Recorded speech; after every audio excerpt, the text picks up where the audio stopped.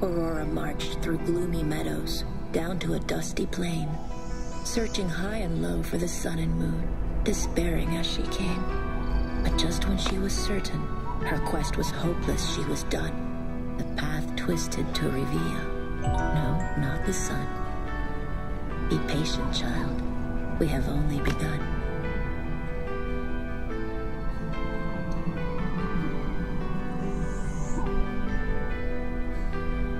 Child of Light is a game that absolutely defies taste. It's also a game that defies sense, a whimsical narrative told through poetry and rhyme, a female protagonist as a well-dressed princess, jesters, fairies, and a hand-drawn world. Who is Child of Light for, and why did they think they'd ever get away with this? Well, despite trends of taste, Child of Light is like a Miyazaki film in that no matter if you're a metalhead horror fan or a 12-year-old with a penchant for Nickelodeon, it's impossible not to be caught up in its charm.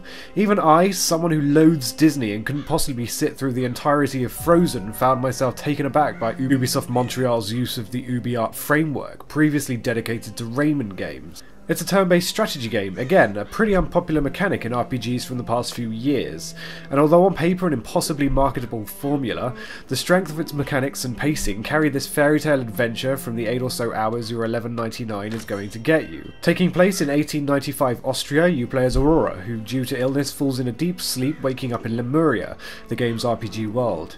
In this world, the sun, moon and stars have been stolen by the Black Queen, and it becomes your task to recover these astral assets and find your father.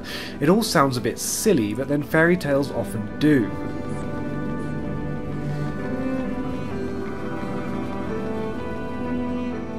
There's a sense of Miyazaki here in how the animations and levels flow, and its use of wind and momentum, recurring themes in Ghibli work, but there's also a sense of danger and loneliness similar to Limbo.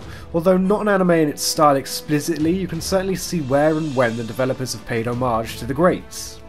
Even its soundtrack sings of Joe Hisaishi, known for his work on Ghibli and Kitano movies, to a point where I almost questioned whether or not he was the game's composer.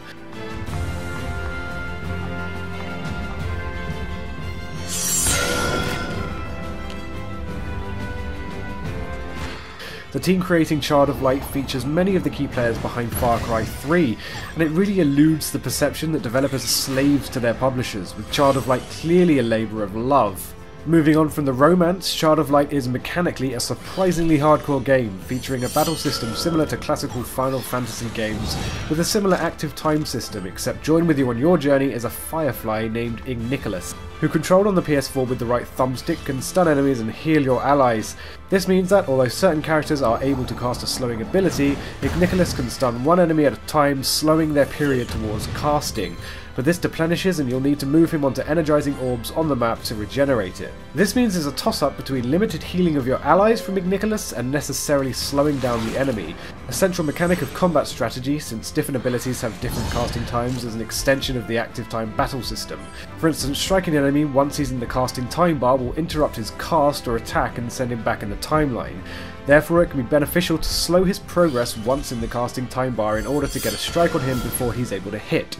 Juggling this mechanic through multiple enemies is exciting and always keeps combat fresh. So the game's ultimate dynamic is about making it through the varied but short-lived levels, completing admittedly very easy puzzles and soaking up the text-based narrative written in the style of a child's fairy tale, usually with rhyme. Make no mistake, however, Child of Light is not just a children's game, and although the content isn't visually trying, the mechanics of battle most certainly are, especially when the bosses come. Like Final Fantasy, you'll be joined on your journey by characters you meet throughout the game, each with their own upgrade tree and set of abilities, able to swap them out at any time in battle. This is absolutely core to the battle mechanics, since certain allies and their abilities will work much more efficiently than others, with swapping even Aurora for other characters necessary around 75% of the game.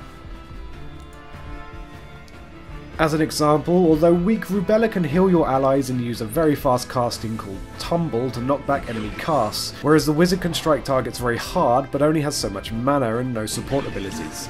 Also necessary is mastering the timing of Defend, which will cast instantly and last a certain amount of turns, reducing damage and avoiding a knockback from strikes placed as you're casting. Upgrade trees are about the only thing similar to Far Cry 3, primarily offering new spells and broadening the effect of existing spells and the number of allies or enemies they affect.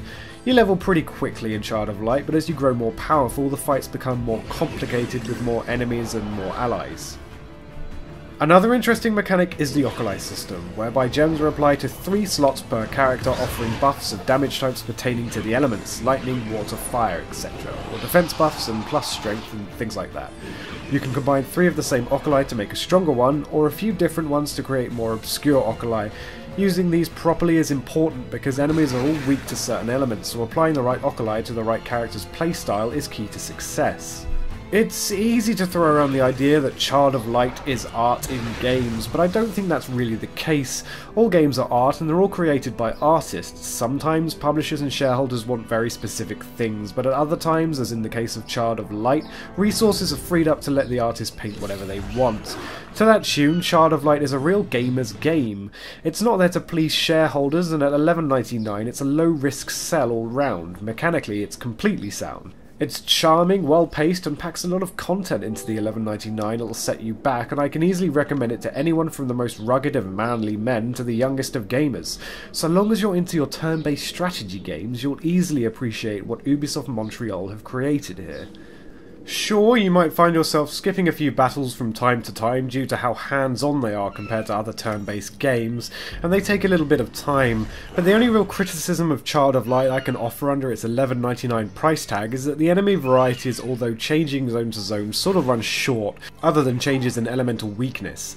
But there's always something new to keep it fresh, and that's more that can be said for certain games that ship at $60, let alone 5 times less. So I'm not complaining, and I don't think you will either.